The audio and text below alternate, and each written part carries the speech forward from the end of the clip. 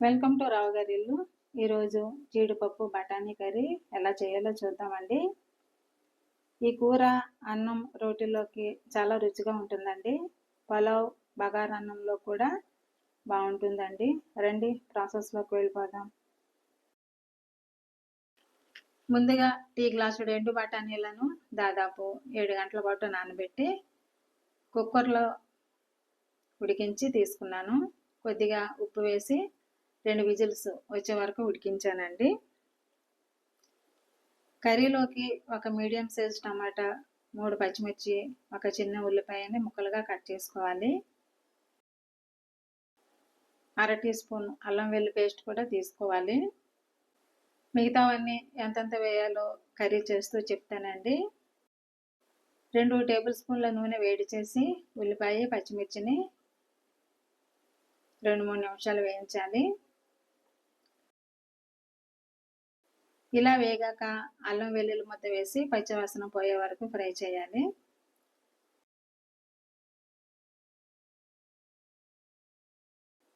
అల్లం వెల్లుల్లి పచ్చివాసన పోయిందండి. ఇప్పుడు టమాటా ముక్కలు కూడా వేసి మగ్గించాలి.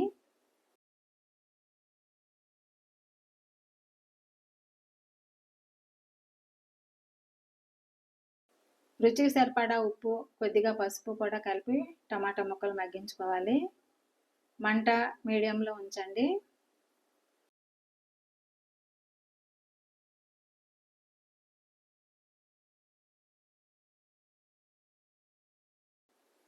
చూడండి, టమాటా చక్కగా మగ్గింది.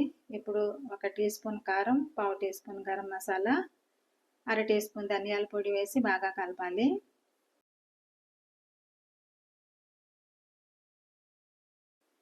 మసాలాలు బాగా కలిసాక ఉడికించుకున్న బఠానీలు, గంట పాటు నానబెట్టుకుని జీడిపప్పు వేసి కలపాలి.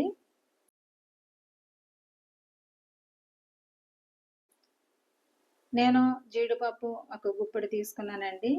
జీడిపప్పు ఆప్షనల్ అండి. ఇది లేకపోయినా కూర చాలా రుచిగా ఉంటుంది. వీటిని నిమిషం పాటు మగ్గించుకున్నాక టీ గ్లాసుడు నీళ్లు పోసి ఉడికించుకోవాలి.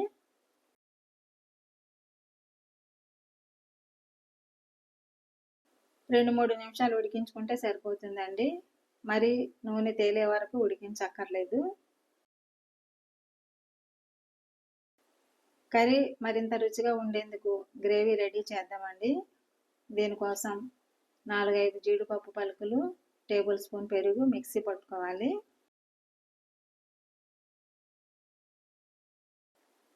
మూడు నిమిషాలు అయిందండి. కూరలో ఏమాత్రం నీళ్లు ఉన్నప్పుడే గ్రేవీ మిక్స్ కూడా కలుపుకోవాలి.